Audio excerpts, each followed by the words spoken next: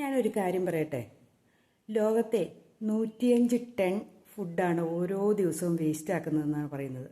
അതേപോലെ 85 കോടി ജനങ്ങൾ പട്ടിണി കിടക്കുന്നുണ്ടെന്നാണ് പറയുന്നത്, ഒരു നേരത്തെ ഭക്ഷണത്തിന് കിട്ടാൻ മാർഗമില്ലാതെ.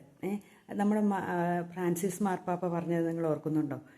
അതായത് നമ്മൾ പാഴാക്കി കളയുന്ന ഓരോ ഭക്ഷണങ്ങളും ഓരോ പാവപ്പെട്ടവൻ്റെ ആഗ്രഹങ്ങളാണ് എന്ന് പറഞ്ഞ ഒരു വാക്കുകൾ ഓർക്കുന്നുണ്ടോ?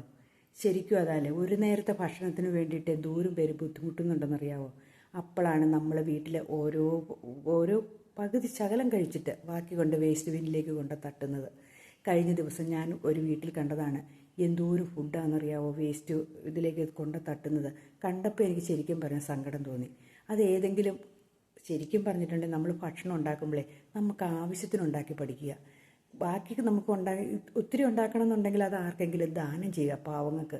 അതല്ലേ വേണ്ടത്. അല്ലാതെ നമ്മൾ ഈ വേസ്റ്റ് ബിന്നിലേക്ക് തട്ടിയിട്ട് എന്താ കാര്യം? ഒരു പക്ഷികൾക്കോ ഒരു മൃഗങ്ങൾക്കോ പോലും നമ്മൾ ഫുഡ് കൊടുക്കില്ല. അതും കൂടെ നമ്മൾ കൊണ്ട് എവിടെയെങ്കിലും വേസ്റ്റിൽ കൊണ്ട് കളയുകയുള്ളൂ. ഒന്നെങ്കിൽ മിച്ചം വരുമ്പോൾ കുഴിച്ചിടുകയും ചെയ്യും. എന്തിനാ ഇങ്ങനെ കളയുന്നതെന്നൊന്ന് ഒരു നിമിഷം ഞാൻ ചിന്തിച്ചു നോക്കി. അതുകൊണ്ട് മാത്രമാട്ടോ ഇങ്ങനെ ഒരു വീഡിയോ. ശരിക്കും പറഞ്ഞാൽ എനിക്ക് സങ്കടം വന്നു. നമ്മുടെ ഇപ്പോഴത്തെ കണക്കനുസരിച്ച് 85 കോടിയോളം ജനങ്ങളാണ് പട്ടിണി കിടക്കുന്നത്. ഒരു നേരത്തെ ഭക്ഷണം കഴിക്കാനില്ലാതെ, വെള്ളം പോലും കുടിക്കാനില്ലാതെ കിടക്കുന്നത്. ശരിക്കും സങ്കടം തോന്നുന്നുണ്ടല്ലേ? നമ്മളൊക്കെ എന്ത് ഭാഗ്യവാന്മാരാണ്. അപ്പം നമ്മൾ ഇല്ലായികയെ ഓർത്ത് നമ്മൾ കരഞ്ഞുകൊണ്ട് നടക്കും. നമുക്ക് ഇത്രയെങ്കിലും ഉണ്ടല്ലോ എന്നോർത്ത് നമ്മൾ സമാധാനിക്കുകയല്ലേ വേണ്ടത്.